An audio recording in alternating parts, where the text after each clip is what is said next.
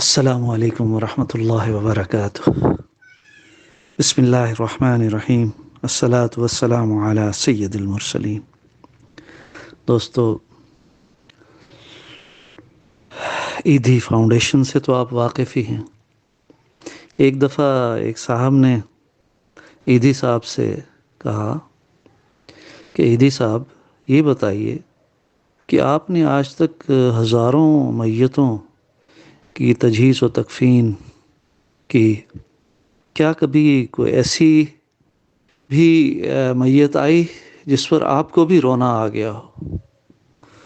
تو انہوں نے فرمایا، ہاں، ایک موقع ایسا آیا تھا کہ میرا دل بھی رو رہا تھا اور میری آنکھیں بھی رو رہی تھی۔ تو دوستو، اولاد جس کے لیے والدین، خاص طور پر والد، کتنے پاپڑ بیلتا ہے، کتنی محنتیں کرتا ہے، جس درجہ میں بھی اسے وسائل حاصل ہوتے ہیں، اپنے ان وسائل سے بڑھ کر اپنی اولاد کی تعلیم اور تربیت کا انتظام کرتا ہے، اعلیٰ سے اعلیٰ تعلیم دلواتا ہے۔ تو یہ بھی ایک ایسے ہی گھرانے کی میت تھی، بہت اونچی سوسائٹی کراچی میں، آپ کو پتہ ہے کہ کروڑوں اربوں پتی لوگ ہیں۔ تو ایک ٹیلی فون آیا کہ فلاں جگہ، فلاں سوسائٹی میں، فلاں مقام پر ایک میت رکھی ہے، اس کی تجہیز و تکفین کرنی ہے۔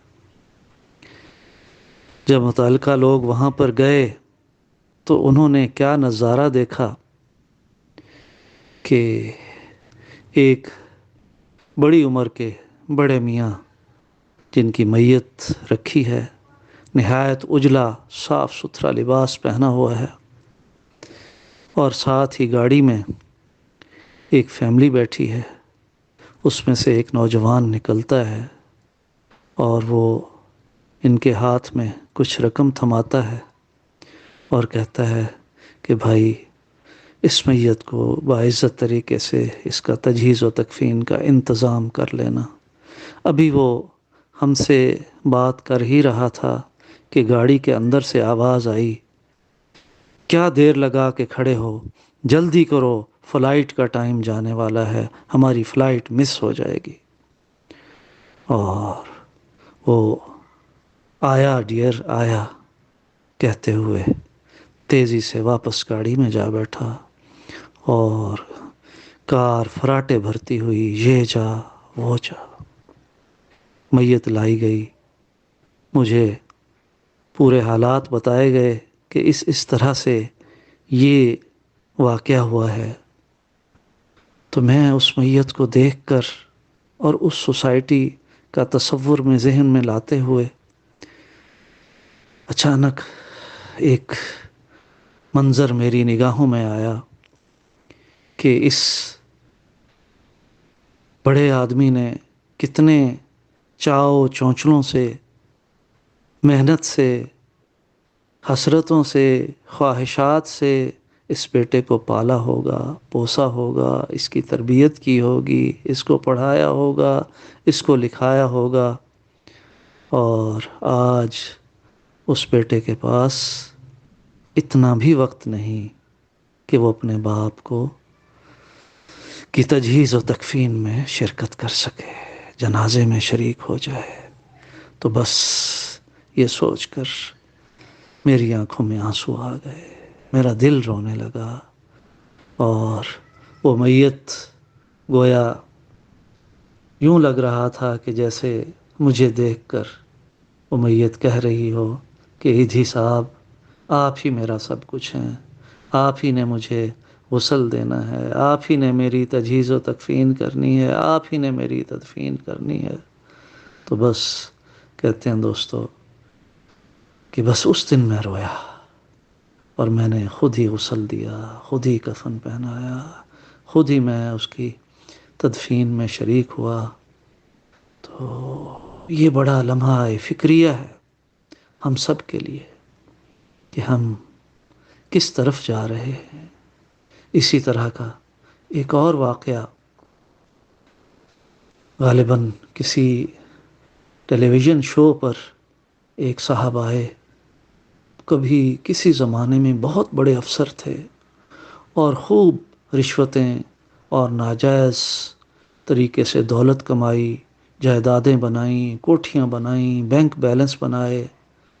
آخر نظام قدرت جو ہے وہ حرکت میں آیا اور وہ پکڑا گیا اور اس کو جیل میں سزا ہو گئی۔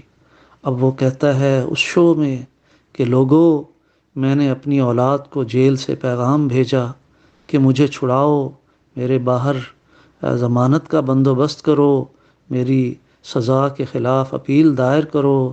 تو ان کا جواب یہ آیا کہ ابا جی، ہم نے آپ کو کہا تھا کہ آپ یہ کام کریں، آپ نے کیوں غلط کام کیے تھے؟ اب آپ اپنے کیے کی سزا بھگتے ہیں۔ اور اس دولت سے گل چھرے اڑائے جا رہے ہیں، بنگلوں میں عیاشیاں کی جا رہی ہیں، کاروں میں سیریں کی جا رہی ہیں، اور والد کو یہ جواب ہے۔ تو اس نے نصیحت کی کہ لوگوں، میں تمہیں نصیحت کرتا ہوں کہ کبھی بھی کسی کی خاطر، اولاد کی خاطر کوئی غلط کام نہ کرنا، کیونکہ جیسا کرو گے ویسا بھرو گے۔ کرتے آپ اوروں کے آرام اور راحت کے لیے ہیں، لیکن بھگتنا خود ہی پڑتا ہے، دنیا میں بھی اور قبر میں بھی اور آخرت میں بھی۔ تو اللہ تعالی ہم سب کی حفاظت فرمائے، ہمیں فکر آخرت نصیب فرمائے۔ اور آج ہمارے پاس وقت ہے، ہم سدھر جائیں، توبہ کر لیں اور پکی سچی توبہ کریں۔ اور پکی سچی توبہ یہ ہے کہ جس کا حق کھایا، جس پر ظلم کیا، اس سے معاف کروائیں، اس کا حق ادا کریں، اور جو اللہ کے حقوق ضائع کیے ان میں جو قضا ادا کر سکتے ہیں قضا ادا کریں۔ باقی اللہ کے آگے گڑ گڑائیں، روئیں، توبہ کریں، معافی مانگیں۔ وہ بہت کریم ہے، وہ بہت کریم ہے۔ وہ فرماتے ہیں باز آ ہر آنچ ہستی باز آ، گرچہ کافر و گبر و بت پرستی باز آ، این درگہے ما درگہے نا امیدی نیست، گر 100 بار توبہ شکستی باز آ۔ بس جو کچھ بھی تو نے کر لیا، تو آ جا میرے در پہ، آ جا، میں تجھے معاف کر دوں گا۔ وہ بہت کریم ہے، 70 ماؤں سے بھی بڑھ کر کریم ہے۔ اللہ ہم سب کو اپنی رضا والی زندگی اور حضور اکرم صلی اللہ علیہ وسلم کی کامل اتباع والی زندگی نصیب فرمائے۔ آمین آمین آمین، والسلام۔